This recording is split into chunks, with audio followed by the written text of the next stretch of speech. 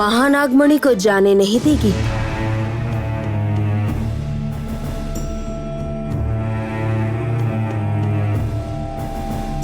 महानागमणि को पाने के लिए काल नागिनी किसी भी हद तक जा सकती है, मैं जानती हूँ।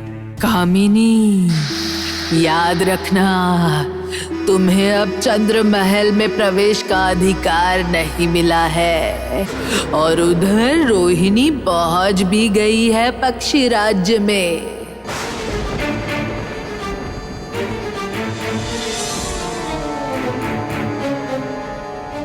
लगता है इसी बार का शक्ति द्रव्य तुम भी हासिल नहीं कर पाओगी।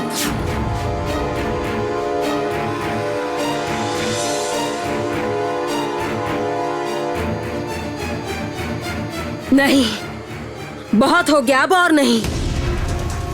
अगले सारे शक्ति द्रव्य मेरे होंगे, मेरे। गलती मत करो कामिनी। चांद का आधा टुकड़ा काल नागिन के पास है। चंद्र महल में प्रवेश करना तुम्हारे लिए संभव है। सबसे पहले काल नागिन को किसी भी तरह तुम्हें ढूंढ निकालना होगा।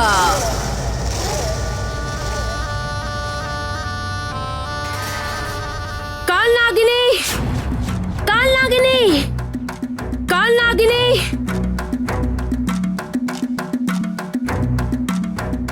अच्छा, काल नागिनी के बारे में क्या मंत्री महाशय जानते हैं? कामिनी और काल नागिन तुम दोनों ही बेवकूफ हो। मैं तुम दोनों को जैसे चलाऊंगी, तुम दोनों वैसी ही चलने को मजबूर हो जाओगी और इसी ही तरह मैं मेरे असली हकदार के पास पहुंच जाऊंगी, रोहिणी के पास।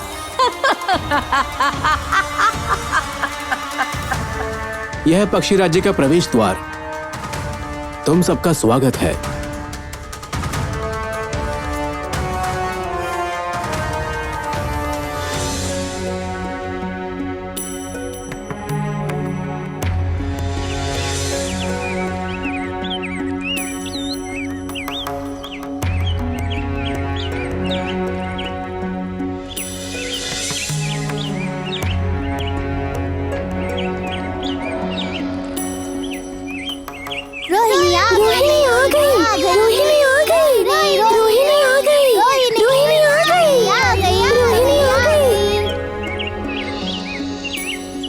हमारी रानी को वापस ला दो रोहिणी।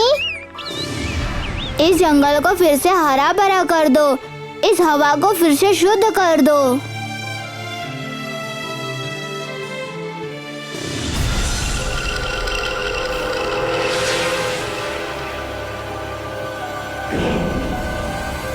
ये क्या?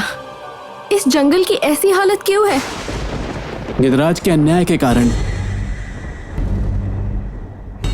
पहले ये जंगल हरा भरा और सुंदर था, परंतु जब से गिद्धराज यहाँ आए हैं तब से ये जंगल ऐसा हो गया है और इस वजह से सब कष्ट में हैं। अच्छा, ये गिद्धराज कौन है और वो आपसे क्या चाहते हैं? वो गिद्ध वंश के राजा हैं, बहुत निर्दयी हैं और उन्होंने जबरदस्ती हमारे राज्य पर कब्जा कर लिया है।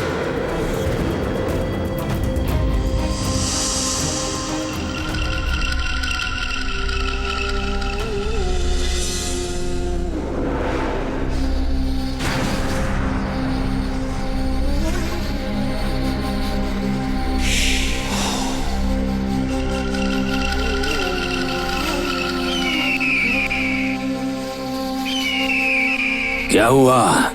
जो कार्य तुम्हें दिया था वो पूरा हुआ? पक्षीराज को रोक पाए कि नहीं? पक्षीराज अपने साथ रोहिणी को ले आया है। इस बार मुझे माफ कर दीजिए महाराज, बस एक बार और। एक शब्द भी नहीं। उन पर ठीक तरह से नजर रखो। मुझे उनकी पल पल की खबर चाहिए। चाहे जो हो जाए, मैं उस पक्षी रानी को श्राप मुक्त नहीं होने दूंगा।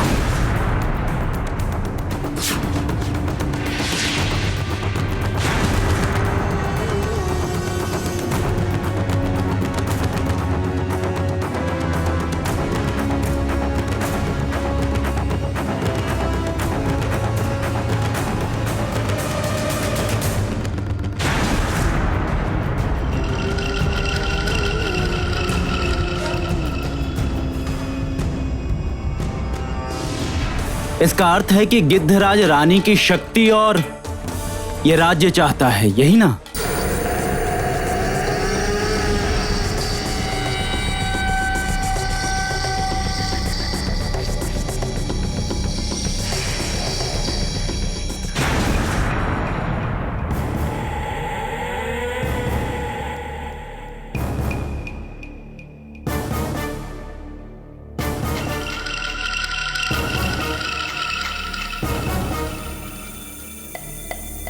तुम जहां जहां भी जाओगी मुझे पता चल जाएगा रोहिणी। तुम और तुम्हारे मित्र अब मेरे नजरबंदी हो। गिद्ध रात के राजा होते हैं, अंधेरे से उन्हें शक्ति मिलती है। हाँ, इसीलिए तो मैं अमावस्या की रात को अपनी शक्ति वृद्धि कर पक्षी रानी की हत्या करने गया था, ताकि मैं पक्षीराज बन सकूं। मेरे पास किसी एक की हत्या करने की शक्ति थी। उसी रात गिद्धराज ने हत्या की, परंतु पक्षी रानी की नहीं, बल्कि पक्षी रानी की हमशक्ल बहन की, गलती से। तब तो पक्षी रानी अवश्य ही बहुत क्रोधित हुई होगी। क्रोधित तो हुई थी, परंतु बहुत दुखी भी हुई थी।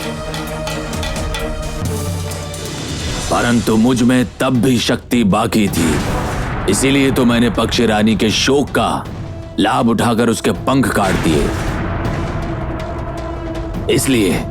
इसलिए पक्षी रानी को श्राप मिला और पक्षीराज ने भी अपनी उड़ने की क्षमता खो दी। परंतु पक्षी रानी ने गिद्धराज को भी श्राप दिया था और अपने कटे हुए पंख को जादू से एक संदूक में बंद कर दिया था। इसलिए तो उसके पंख पाकर भी उसकी शक्तियां अपने मुट्ठी में नहीं ले सका। इसलिए पक्षी राज्य के पक्षियों का भी समर्थन मेरे साथ नहीं है। चाहकर भी मैं गिद्ध रूप नहीं ले सकता। मैं समझ गई हूँ अब। इसका अर्थ है जब तक पक्षी रानी जीवित रहेगी, गिद्धराज का अभिशाप भी जीवित रहेगा। काली परी की तरह गिद्धराज को भी पक्षी रानी की हत्या करने का अधिकार नहीं है।